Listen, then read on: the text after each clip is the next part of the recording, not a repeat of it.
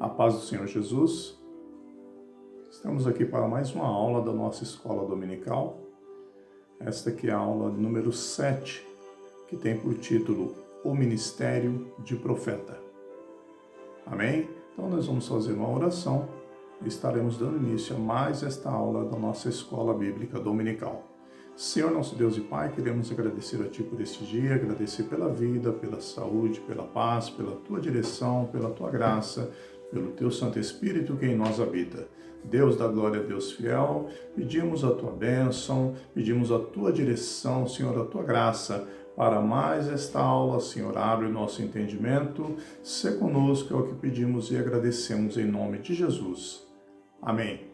Queridos, nós vamos então dar andamento nesse trimestre que está tratando a respeito dos dons espirituais e ministeriais, servindo a Deus e aos homens com poder extraordinário. Então, na aula passada nós demos início aos dons ministeriais quando falamos a respeito do dom de apóstolo. E agora vamos falar a respeito do ministério de profeta. Então, vimos o ministério de apóstolo, aliás, eu falei dom, é o ministério de apóstolo, agora vamos ver o ministério de profeta. O nosso textuário diz assim: e a uns pôs Deus na igreja, primeiramente apóstolos, em segundo lugar profetas, em terceiro doutores, depois milagres, depois dons de curar, socorros, governos, variedades de línguas. 1 Coríntios 12, 28. A verdade prática, o ministério de profeta é fundamental para a Igreja de Cristo nos dias atuais. A nossa leitura bíblica em classe está em 1 Coríntios capítulo 12, dos versículos 27 a 29, e também em Efésios capítulo 4, versículos 11 a 13. Ora, vós sois o corpo de Cristo e seus membros em particular. E a uns pôs Deus na igreja, primeiramente apóstolos, em segundo lugar profetas, em terceiro doutores, depois milagres, depois dons de curar, socorros, governos, variedades de línguas. Porventura são todos apóstolos? São todos profetas? São todos doutores? São todos operadores de milagres? E ele mesmo deu uns para apóstolos, e outros para profetas, e outros para evangelistas, e outros para pastores e doutores, querendo o aperfeiçoamento dos santos, para a obra do ministério, para a edificação do corpo de Cristo, até que todos cheguemos à unidade da fé e ao conhecimento do Filho de Deus, a varão perfeito, à medida da estatura completa de Cristo. Amém? Graças a Deus. Esta é a nossa leitura bíblica. Nessa lição de hoje, então, nós vamos abordar o ministério de profeta. Nossa lição aqui comentarista diz: o ministério de profeta é um dom de Deus para a igreja atual. O profeta é chamado para falar segundo o coração do Pai, do nosso Deus. Nem sempre sua mensagem é aceita. No Antigo Testamento, alguns sofreram perseguições terríveis por trazer aos israelitas a mensagem divina. No Novo Testamento, os profetas não perderam a preeminência.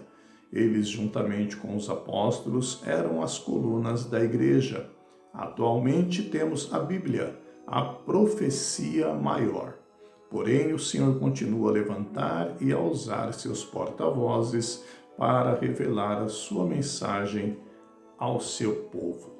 Amém? Então, os profetas eram homens usados por Deus para revelar a sua vontade ao povo.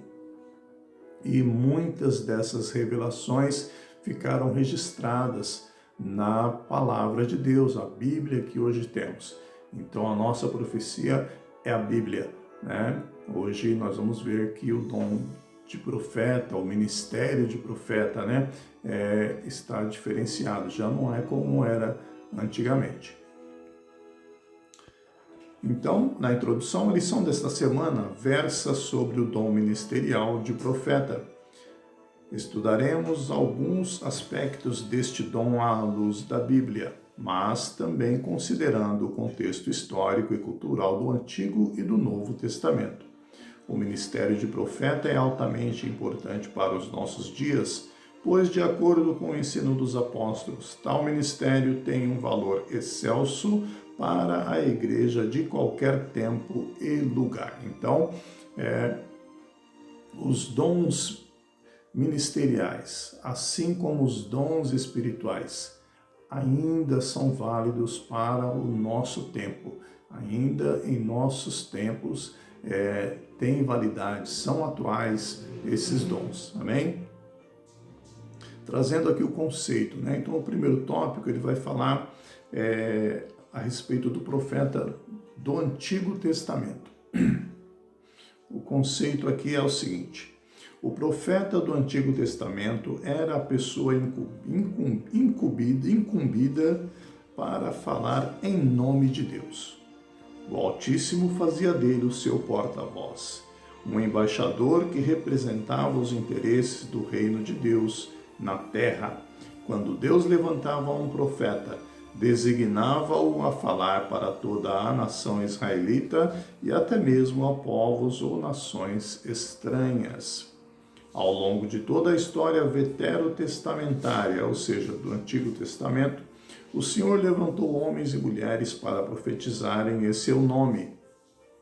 Samuel, o último dos juízes e o primeiro dos profetas para a nação de Israel, Elias e Eliseu, a profetisa Hulda e muitos outros como profetas literários, que são Isaías, Jeremias e Daniel.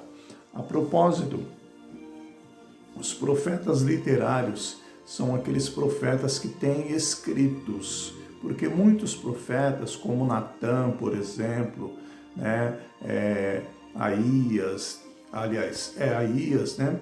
E tem alguns outros profetas que não tiveram escritos, não teve registro daquilo que eles falaram, né? No caso dos profetas literários, hoje nós encontramos na palavra de Deus, na nossa Bíblia, né, o registro ali do que muitos dos profetas falaram. Inclusive, os profetas, eles têm uma designação dada pelos estudiosos, né? Então, na nossa Bíblia, nós temos uma separação teológica, não é a Bíblia que tem, são os teólogos que separam, classificam assim, né? Os profetas maiores e os profetas menores. Os profetas, eles têm essa diferenciação baseado no tanto que eles escreveram, né? A quantidade, o tamanho, vamos dizer assim, do livro que eles vieram a escrever. Então, por exemplo, os profetas maiores são Isaías, Jeremias, Lamentação de Jeremias, que é um livro escrito pelo próprio Jeremias, tem pessoas que acham que é um outro autor, mas é tido como Jeremias, Ezequiel e Daniel. Os profetas menores já são 12, né? Então, todos os outros livros, aqueles livros que às vezes a gente tem dificuldade de encontrar na Bíblia, né? Quando o pregador fala, lê lá em Oséias, vai lá em Joel, Miqueias, aquela briga, né, para a gente achar, porque não é muito habitual a gente estar ali buscando meditar, mas é muito importante meditar nesses livros. Aí eu vou citar aqui para os irmãos os profetas menores, olha, Oséias, Joel, Amós, Obadias, Jonas, Miqueias, Naum, Abacuque, Sofonias, Ageu, Zacarias e Malaquias. Então são esses os profetas menores, são um total de 12. Amém? Então são esses todos que eu relatei, os profetas literários. Tá? Então hoje não tem mais profeta falando aquilo que Deus quer registrar na sua palavra, a vontade de Deus. Hoje a vontade de Deus já é registrada, já está registrada na sua palavra. Lá em Hebreus tem uma citação que diz o seguinte: antigamente, tendo Deus falado, por profetas, por um e por outro e tal. Hoje ele fala pelo seu Filho, né? Que é a palavra, a Bíblia, né? É o próprio Jesus falando, né? Então, hoje está registrado, tudo que tinha que ser falado está registrado. Amém? Nós vamos ver que Deus ainda continua usando profetas, mas não como era no Antigo Testamento. Amém? Graças a Deus. Quanto ao ofício, né? Nosso item 2 aqui vai tratar a respeito do ofício do profeta. Através da inspiração divina, o profeta recebia uma revelação que desvendava o oculto, anunciava juízos, emitia conselhos e advertências divinas. Expressões como "veio a mim a palavra do Senhor" e "assim diz o Senhor" eram fórmulas usuais para o profeta começar a mensagem divina. Então, em vários momentos, quando estamos lendo Isaías, quando estamos lendo Jeremias, nós vemos essa uma forma de introduzir aquela fala que o Senhor está trazendo. Veio a mim a palavra do Senhor. Jeremias costumava usar, né, esta expressão. Hoje, né, a mensagem, a pregação expositiva da palavra de Deus, né? Existem 3 formas de pregação da palavra. Quando você estuda a teologia, você aprende. Tem a pregação temática, que você escolhe um tema para poder pregar em cima daquele tema, né? Tem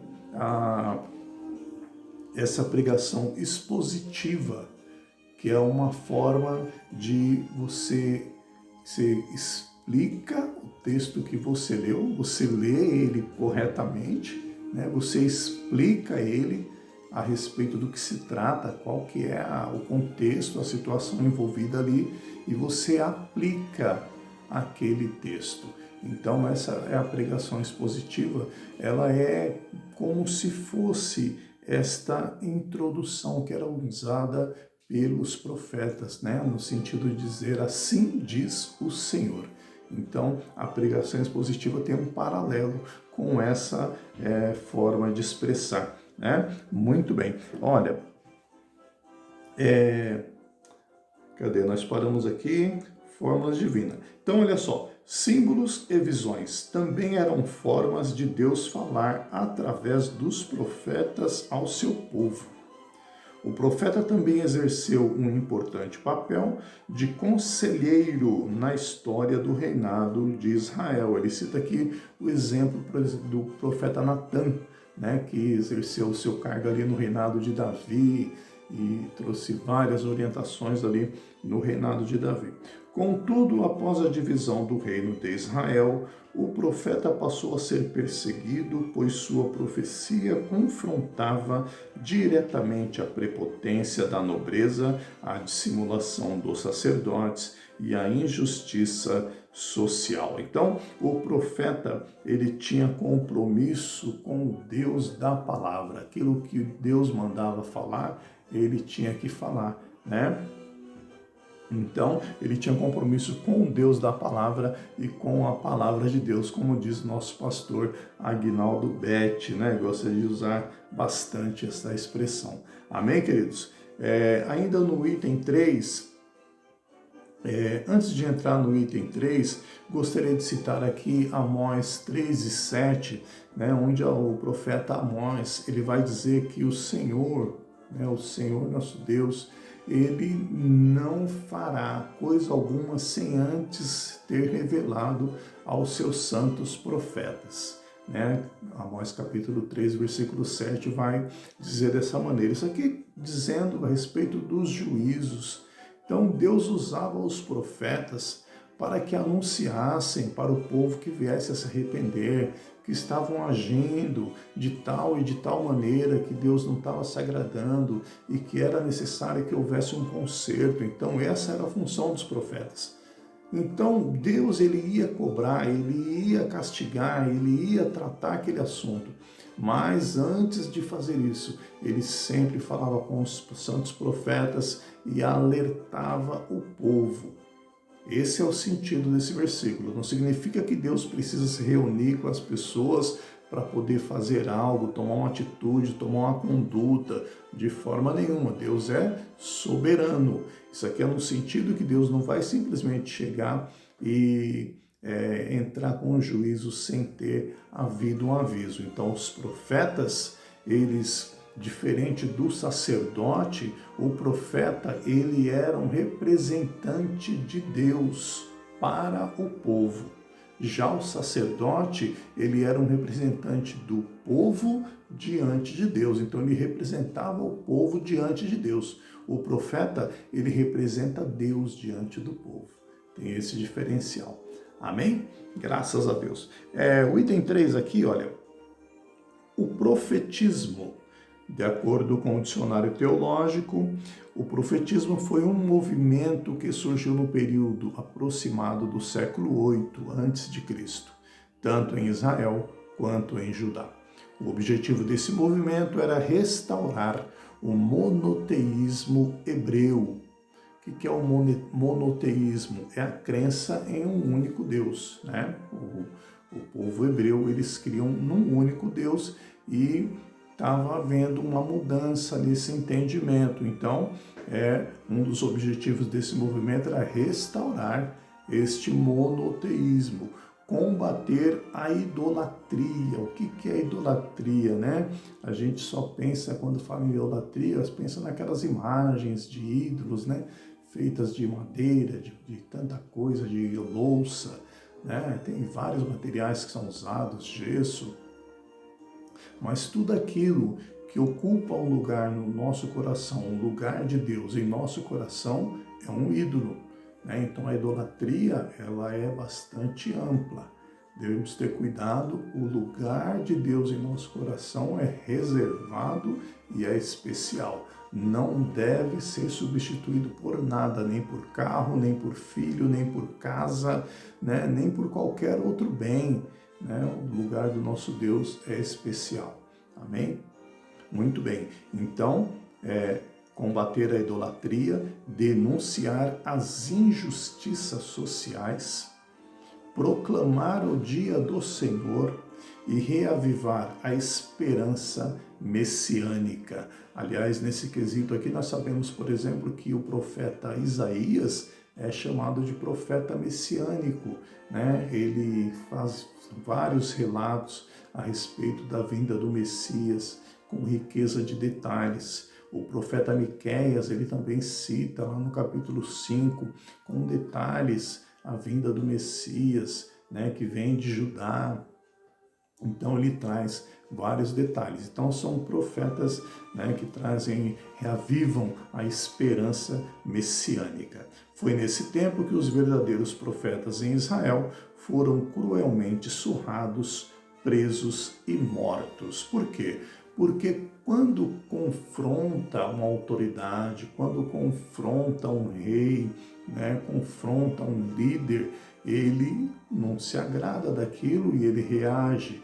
E as reações eram pesadas e os profetas sofriam. Nós temos exemplos de Jeremias, que foi jogado no calabouço, né, e tantos outros que sofreram. Amém? Muito bem.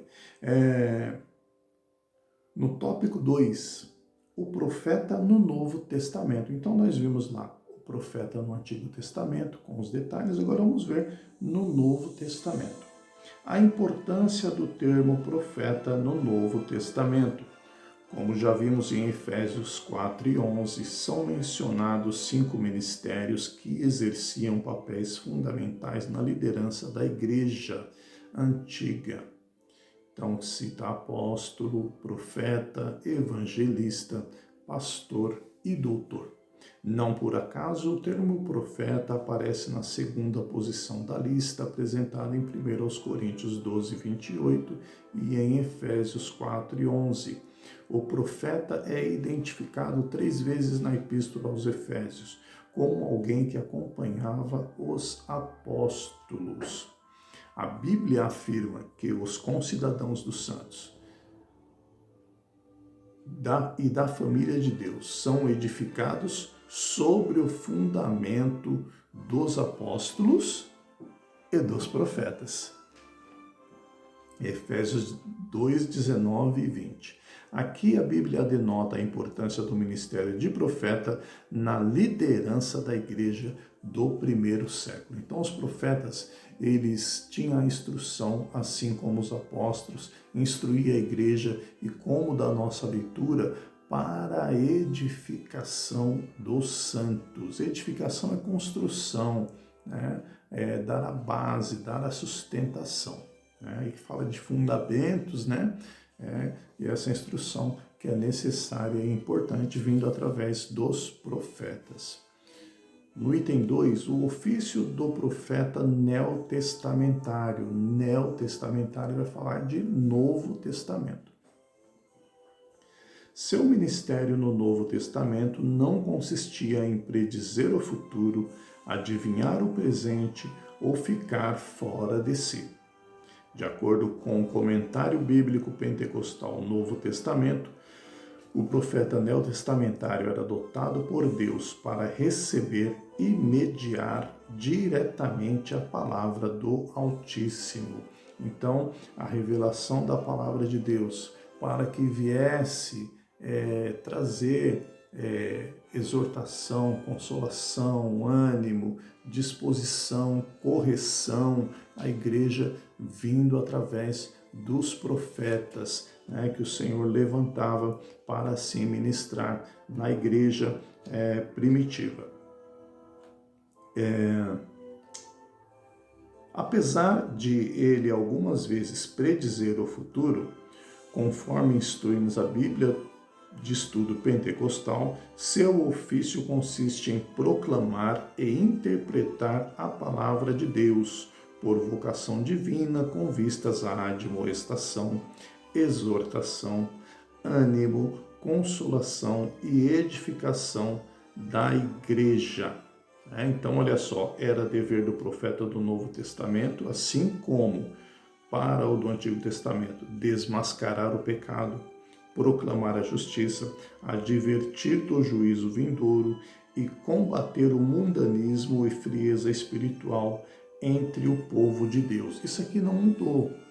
Nos dias atuais, os profetas que Deus tem levantado, as pessoas que Deus tem levantado como profeta no meio da igreja, têm esta função. Hoje um profeta não está escrevendo novos livros, não está tendo revelações diferenciadas. O profeta, ele tem revelação da palavra de Deus, né? Na administração, Deus usa os seus servos, Deus levanta homens e mulheres para estar fazendo justamente isso que nós temos aqui, exortando,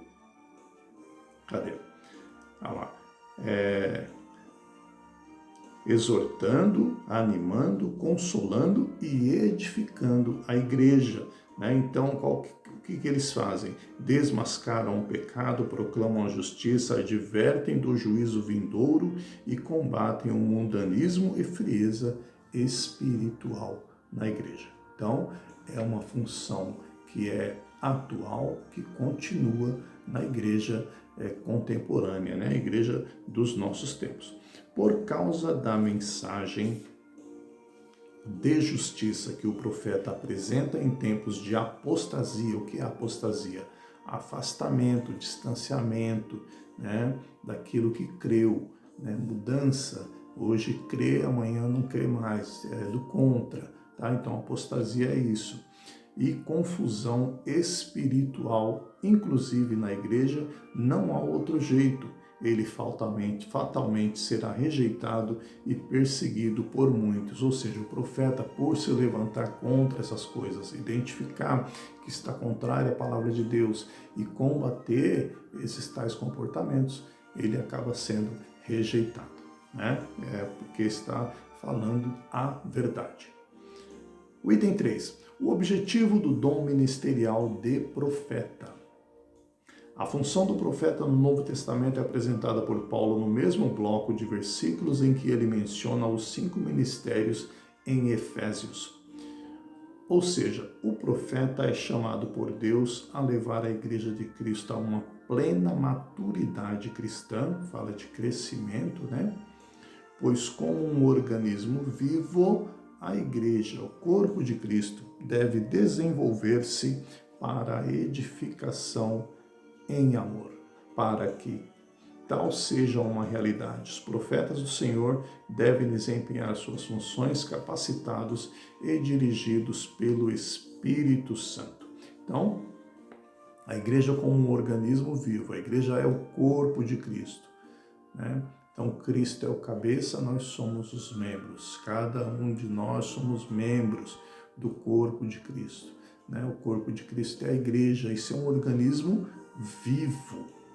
É composto por pessoas, muitas pessoas, né? O apóstolo Paulo, escrevendo aos Coríntios, ele fala sobre os membros do corpo, os que são interdependentes. Os membros, né, são interligados um do outro, um sozinho não pode fazer todas as funções, cada um faz a sua função e um depende do outro, né? E assim nós vamos, aqui ele fala baseado em amor, todo relacionamento baseado em amor. O apóstolo Paulo, ele vai falar a respeito dos dons no capítulo 12 de 1 Coríntios e no capítulo 14.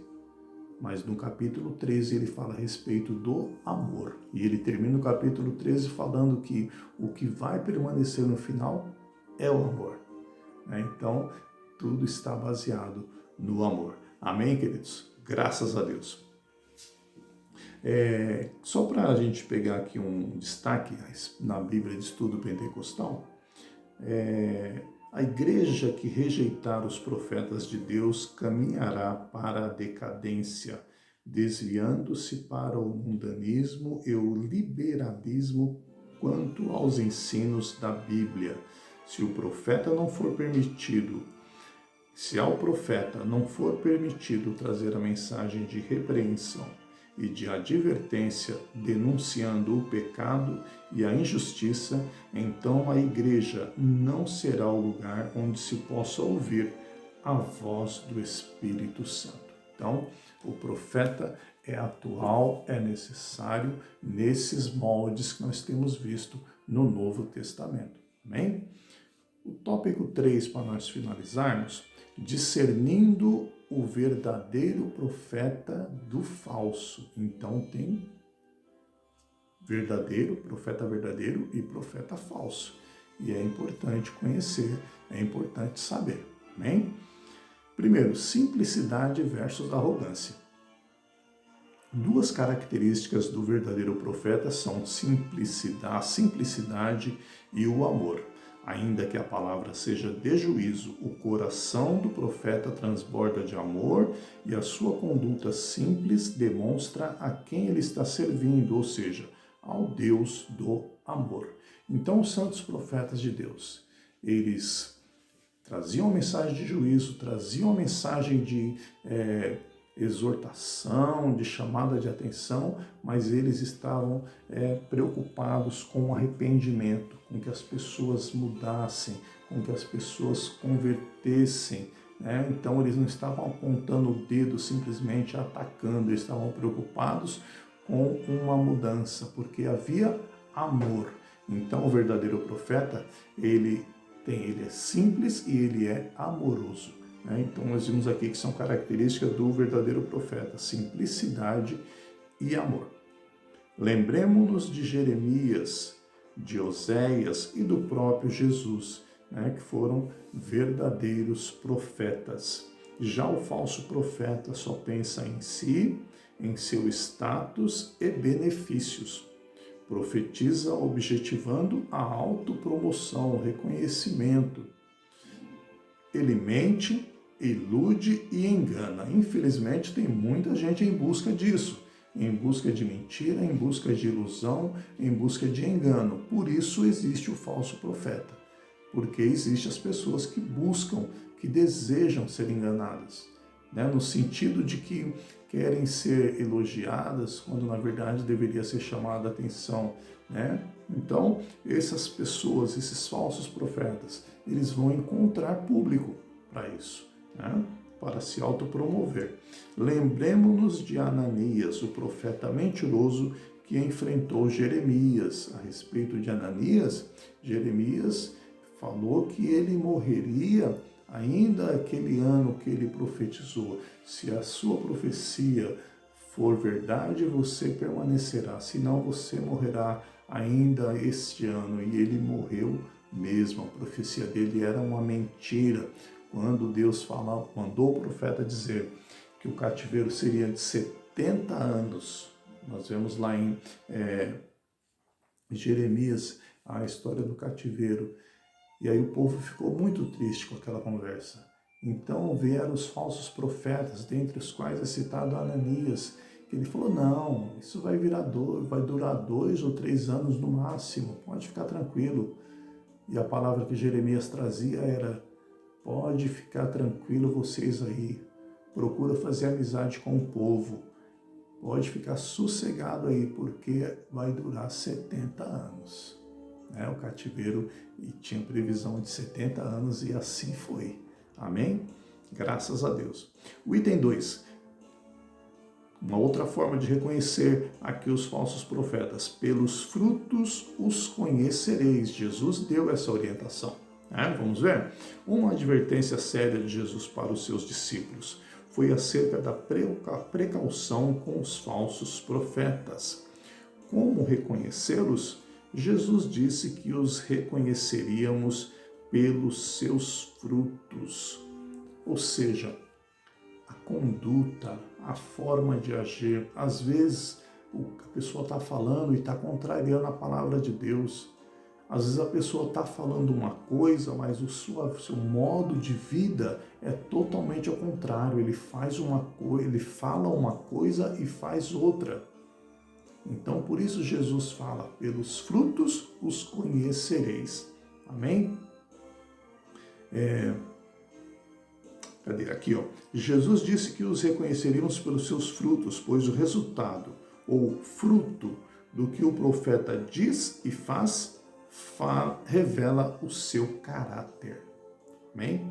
Logo você conhecerá de onde procede a árvore, ou seja, o profeta.